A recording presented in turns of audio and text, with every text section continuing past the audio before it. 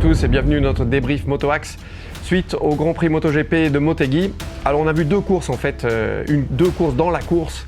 Une course bien sûr pour la victoire de Jack Miller, on va revenir dessus, et une course pour le championnat, voilà les protagonistes au championnat qui se sont battus. Ils n'étaient pas dans le top 5 mais il y a eu une belle bagarre aussi derrière.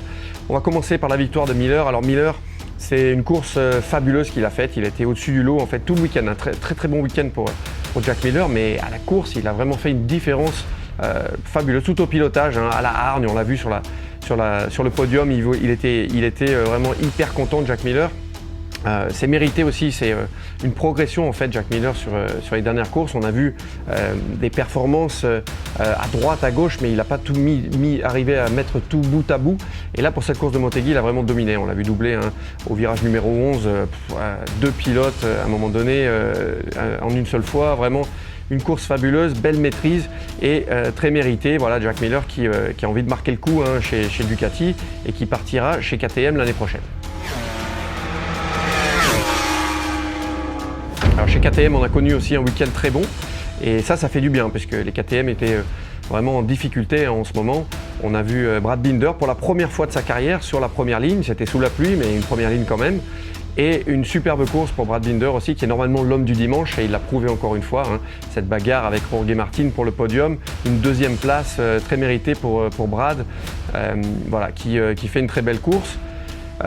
Comme son coéquipier d'ailleurs, Miguel Oliveira, qui était en bagarre avec Marc Marquez dans le top 5, très proche de la victoire, du podium. Donc voilà, un week-end solide pour les hommes de chez KTM dans le team officiel.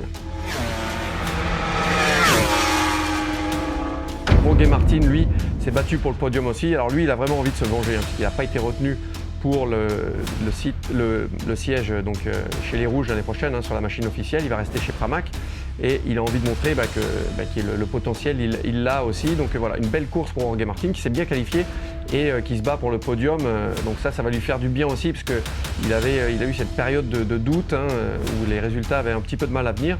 Donc voilà, un beau podium bien mérité pour Jorge Martin.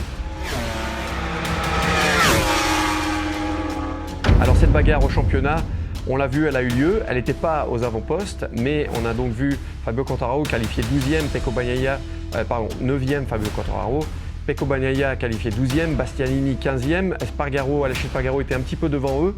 Par contre, lui, il a connu une mésaventure, donc c'était pas un problème technique. C'est l'équipe qui a oublié d'enlever la cartographie en fait, du tour de sortie. Ce qui se passe, c'est qu'à Motegi, en fait, il y a une consommation d'essence qui est très importante, puisqu'on passe beaucoup de temps à 100%.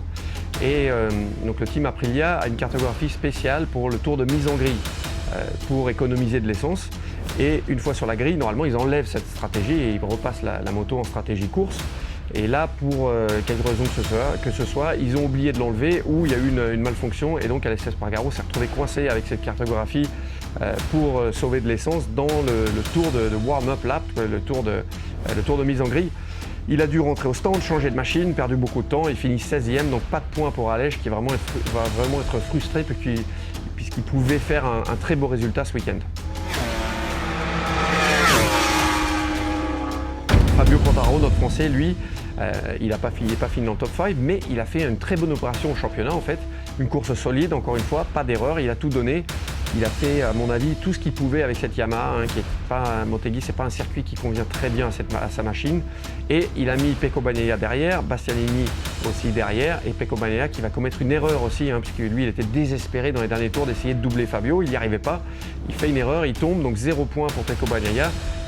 Fabio Quartararo qui augmente son avance donc au championnat de 10 à 18 points. Donc ça, c'est une très bonne nouvelle pour Fabio, avec seulement 4 courses au championnat qui restent. Enfin, un mot sur Marc Marquez qui, lui, a marqué vraiment son retour. Il était revenu à Aragon, bien sûr, mais il n'a pas disputé la course à Aragon, puisqu'il a donc fait cette glisse et il y a eu cette percussion avec Fabio Quartararo et sa machine. Donc Marc qui était endommagé. Il y avait un bout de la moto de Fabio qui était coincé, donc derrière, il a dû rentrer au stand. Là, à Motegi, il a vraiment fait une démonstration, surtout aux qualifications d'ailleurs. Là, franchement, un tour fabuleux. Si vous n'avez pas vu le tour, essayez d'aller le voir sur YouTube ou quoi, parce que c'est vraiment impressionnant. Une très belle performance de Marc qui sous la pluie met la Honda en pole position, comme en 2019 d'ailleurs, la dernière fois on était venu sur ce circuit de Motegi. Et Marc il va faire une course très solide. Alors Motegi, un circuit très physique où on passe plus de 35 secondes sur les freins. C'est un circuit stop and go, donc frein, accélération avec les MotoGP, extrêmement physique. Et Marc bien sûr qui n'est pas encore à 100% physiquement, hein, son bras à droite, il est encore en train de récupérer la masse musculaire, en train de se remettre donc, de cette opération.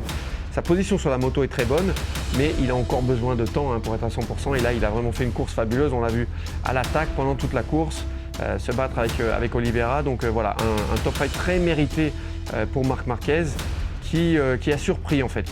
Il a surpris aussi chez Honda et Honda sont très contents. C'est une très bonne nouvelle hein, pour eux. Ils retrouvent leur leader, ils retrouvent Marc, ils retrouvent cet homme qui leur donne toutes les infos dont ils ont besoin pour le développement de cette machine 2022 qui n'est toujours pas au point. Hein. Ils sont toujours en train de l'améliorer course par course.